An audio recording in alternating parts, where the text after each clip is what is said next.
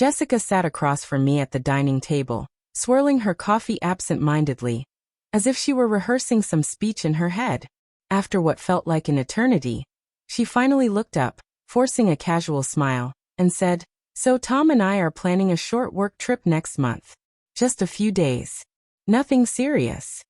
My heart skipped, but not with surprise. I had known this moment was coming. For months, the subtle signs had been there: late-night messages, hushed phone calls, unexplained absences.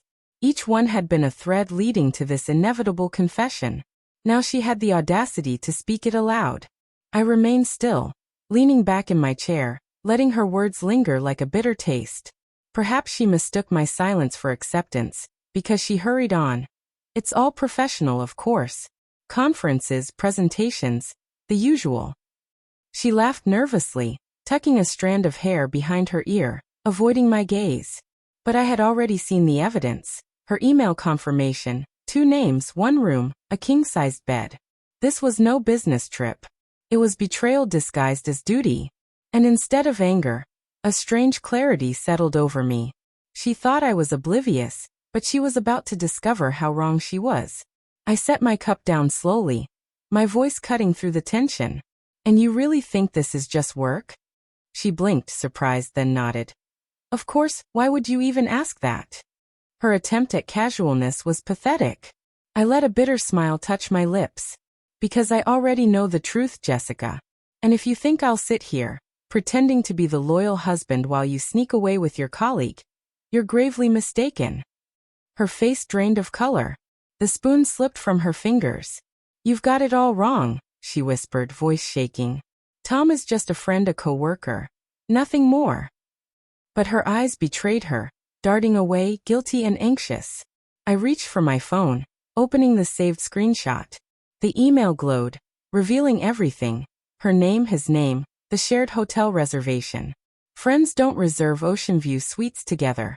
I pushed the phone toward her. "So tell me again, what kind of work is this?" Her composure shattered. Tears formed at the corners of her eyes, and she shook her head, murmuring that she hadn't meant for things to go this far, that she just needed space and he offered it. I laughed sharply, the sound bitter and cold. "Space? You don't take a lover to a secluded beach for space, Jessica. You take him because you've already chosen him over me." The silence that followed was deafening. For years, I had been her anchor. The man who loved unconditionally, trusted unwaveringly, and provided endlessly. And for all that, she had schemed to humiliate me with a romantic escape.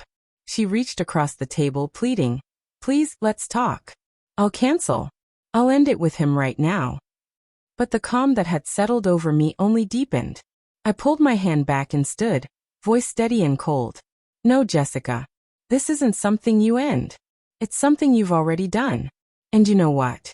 This trip of yours, it's perfect timing for our divorce." Her breath caught. "What? Divorce? No, you can't mean that. We built a life together." My glare silenced her instantly. I returned to the table with an envelope in hand. Inside were divorce papers, prepared the moment I discovered the hotel booking. I laid them down deliberately, the sound sharp in the quiet room. "Sign them when you're ready," I said flatly. She crumpled, sobbing, begging me to reconsider, but in that moment I wasn't her husband. I was a man reclaiming his dignity from the one who had betrayed him. Over the next week, she tried every tactic: long, desperate texts professing love, voicemails filled with apologies, even a dramatic office visit. Mascara streaked across her face, whispering that she had made the gravest mistake of her life. But my reply never changed. Silence. My coldness wasn't spite. It was self-respect. She had already shattered our vows long before the papers hit the table. Tom, the man she risked everything for, vanished the moment her world began to crumble. Calls went unanswered, messages ignored. Friends who had once defended her recoiled at the evidence. Even family, who had urged me to forgive, could no longer deny the truth. Betrayal is not something you mend. It's a sharp fracture, and no amount of glue can make it whole again. I moved forward, slowly at first. The emptiness of an abandoned home was painful, but it transformed into freedom. No more lies, no more doubts, no more pretending. And as weeks turned into months, I realized that her betrayal had not been my loss. It was my liberation.